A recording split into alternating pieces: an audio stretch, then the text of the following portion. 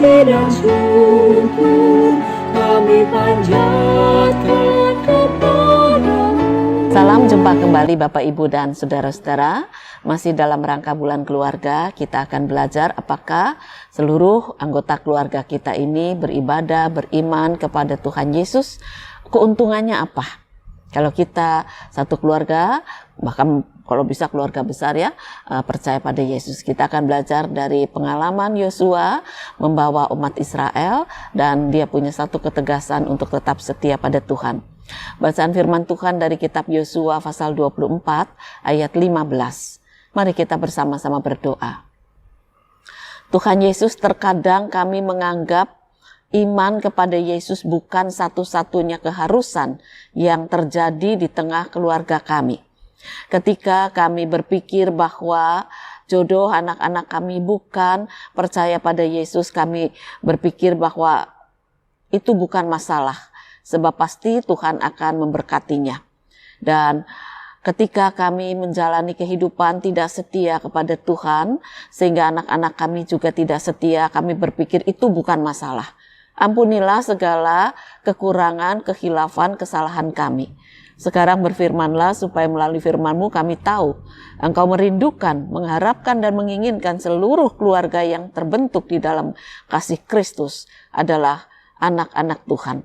Kiranya Engkau berfirman kepada kami, berkati hamba-Mu supaya dia dilayakkan membaca, memberitakan firman kebenaran.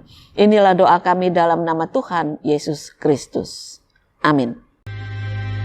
Tetapi jika kamu anggap tidak baik untuk beribadah kepada Tuhan, pilihlah pada hari ini kepada siapa kamu akan beribadah. Allah yang kepadanya nenek moyangmu beribadah di seberang sungai Efrat, atau Allah orang Amori yang negerinya kamu diami ini. Tetapi aku dan seisi rumahku, kami akan beribadah kepada Tuhan. Bapak, Ibu, dan saudara-saudara, ketika Yosua akan menuntun memasuki umat Israel ke tanah perjanjian, lalu dipesankan oleh Tuhan, tanyalah kepada umatku itu, mereka maunya beribadah kepada siapa? Apakah mereka setia? Apakah mereka sungguh-sungguh? Nah, akhirnya setelah ditanya dan dijelaskan oleh Yosua dengan panjang lebar siapa Allah yang hidup dan siapa ilah-ilah, lalu Yosua mengatakan, aku dan seisi rumahku, aku akan tetap beribadah kepada Allah yang hidup, yang sudah menuntun nenek moyangku keluar dari tanah Mesir. Nah, kemudian kalau kita baca ayat selanjutnya, bangsa Israel dengan mantap juga mengatakan, kami juga ikut, kami mau. Tapi kemudian ayatnya yang selanjutnya menantang. Ya, Yosua bertanya begini, memangnya kamu sanggup? Memangnya kamu sungguh-sungguh mau beribadah kepada Allah yang hidup? Kenapa? Karena Yosua tahu orang Israel itu mudah goncang, ya, tidak punya ketetapan hati yang kuat. Nah, lalu dikatakan lagi, kalau kamu sungguh-sungguh, Tuhan memberkati. Tapi kalau kamu mencela-mencela, jangan harap Tuhan memberkati kamu. Dia tidak mau dijadikan Allah yang tidak setia kepada umatnya, yang tidak setia kepada Allahnya. Sebab Allah itu sangat setia kepada umatnya. Nah, itu satu tantangan. Lalu bagaimana dengan kita di tengah kehidupan, hari lepas hari yang semakin kita rasakan sulit? Berita-berita TV itu mengatakan bagaimana pemerintah juga berusaha keras supaya daya beli masyarakat ini meningkat lagi.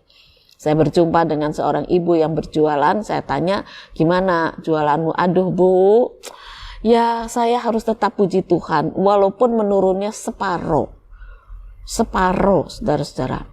Itu tidak main-main, ya. Tetapi saya harus belajar puji Tuhan. Jadi inilah fakta kehidupan yang kita hadapi, tantangan yang sangat berat.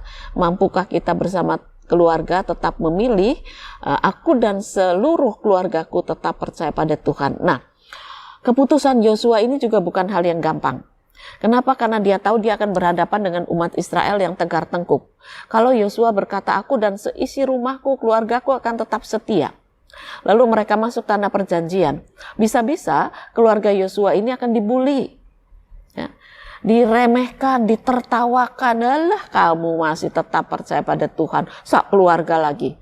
Lalu apakah janji Yosua ini bisa dipenuhi? Yosua sendiri mungkin bisa setia. Bagaimana dengan keluarganya? Seisi rumahnya. Apakah mereka juga bisa tetap setia?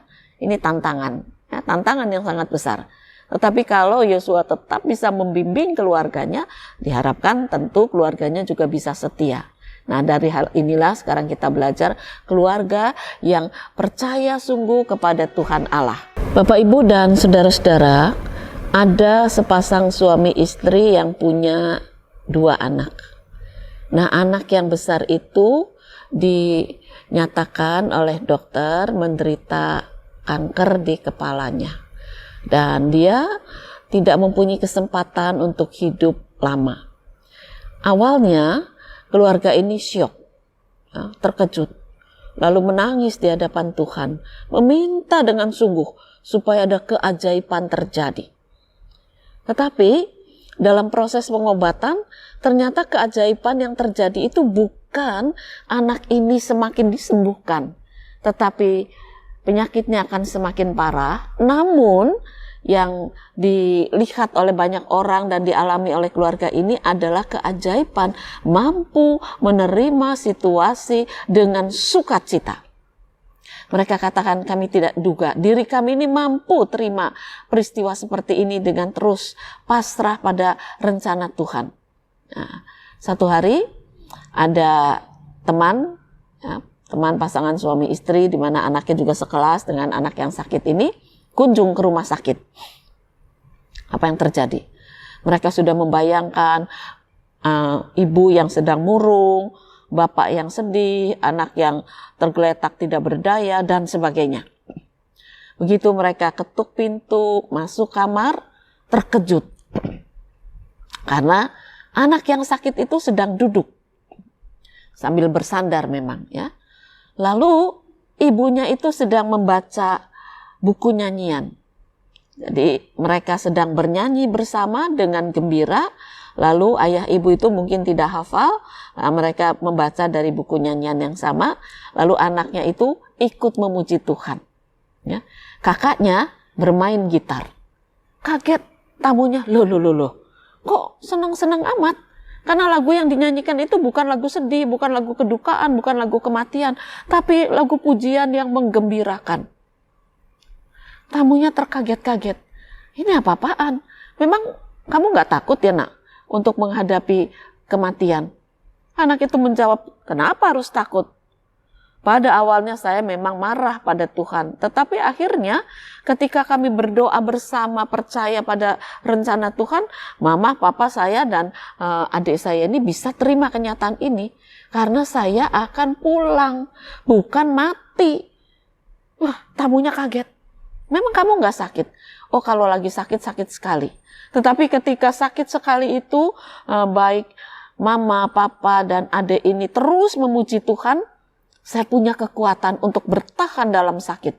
Sampai sakit itu nanti reda. Ya, sakitnya reda. Dan kemudian saya bisa untuk memuji Tuhan lagi. Itulah keajaiban. Dan orang tuanya mengatakan memang benar. Ketika kami menuntut kesembuhan yang ada adalah ketakutan. Bagaimana kalau nggak sembuh? Bagaimana kalau nggak sembuh? Ya. Ketika kami menuntut kesembuhan demi kesembuhan, ternyata tidak sembuh, awalnya kami kecewa. Tetapi ketika kami meminta Tuhan buatlah mujizat pada kami, apapun rencana Tuhan, kami akan ikut Engkau. Nah, mujizat terjadi.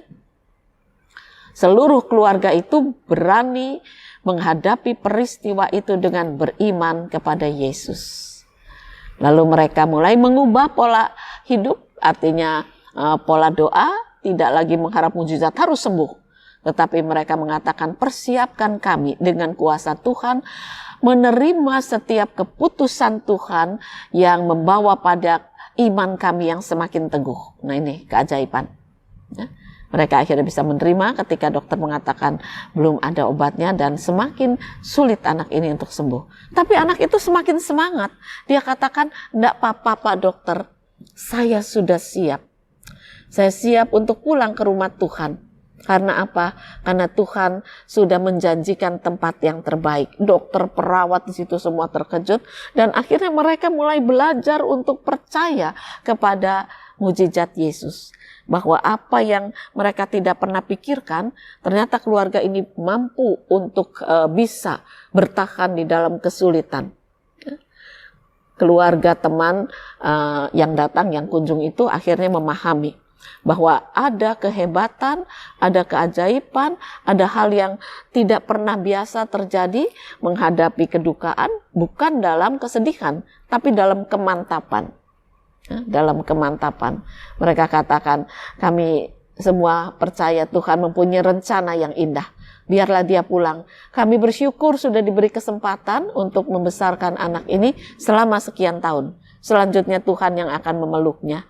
Tuhan yang akan menjadikan dia malaikat Tuhan di sorga. Anak itu berkata, betul, saya siap. Saya siap. Dan ini yang menarik.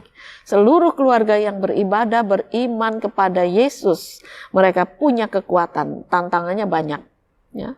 Keluarga yang datang silih berganti untuk menengok, ada yang mencibir, ada yang mengatakan sok suci, ada yang mengatakan sok beriman dan sebagainya.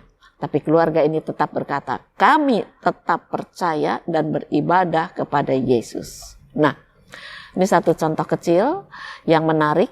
Sanggupkah kita bersama seluruh keluarga kita berani menghadapi tantangan kehidupan yang sangat berat dengan tetap berkata, kami satu keluarga akan tetap beribadah, percaya, beriman kepada Yesus. Sebab dialah Juru Selamat yang menopang, yang menuntun, yang membangun, yang memberi harapan sekarang dan hari esok di dalam kerajaan surga. Mari kita perhatikan keluarga kita. Jangan dengan gampang kita mengatakan biar dia memilih sendiri imannya kelak setelah dewasa. Itu tidak benar. Kita ajarkan supaya seluruh keluarga kita mengenal cinta kasih Yesus. Selamat berkarya, Tuhan memberkati firman-Nya. Amin. Mari kembali kita akan berdoa. Di dalam kesenangan kami bersyukur. Di dalam kesusahan kami berkeluh. Ternyata ini salah. Biarlah kami juga bersyukur karena Engkau tidak meninggalkan kami di tengah kesusahan yang harus kami hadapi. Biarlah kami akan membawa seluruh keluarga kami tetap beriman kepada Engkau, Yesus, Sang Mesias yang hidup, yang menuntun langkah hidup kami sampai pada kerajaan yang surga. Kiranya Tuhan berkarya hingga kerajaan surga yang mulia tetap menjadi harapan hidup kami sekarang dan sampai kami masuk ke dalamnya. Berkaryalah ya Tuhan. Inilah doa kami dalam nama Tuhan Yesus Kristus. Amin. Di dunia banyak jalan, jalan mana akan ditempuh? Jalan lurus hanya satu, jalan Tuhan itulah. Terima kasih padamu Tuhan, Kau bimbing kami selamanya. Segala hormat, puji dan syukur kami panjatkan